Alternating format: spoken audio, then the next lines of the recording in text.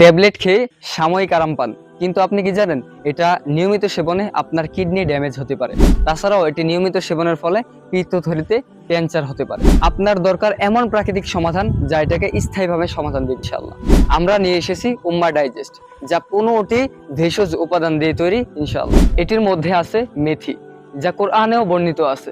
এটি নিয়মিত যদি সেবন করেন আপনার চিরস্থায়ীভাবে গ্যাস্ট্রিকের সমস্যার সমাধান হবে। তাছাড়াও আছে হরিতকি এবং আছে তেজপাতা এবং আছে হলো আমলকি, যা আপনার দেহের জন্য, আপনার লিভারের জন্য অত্যন্ত কার্যকরী একটা প্রোডাক্ট। এটি খাওয়ার নিয়ম ভেরি সিম্পল।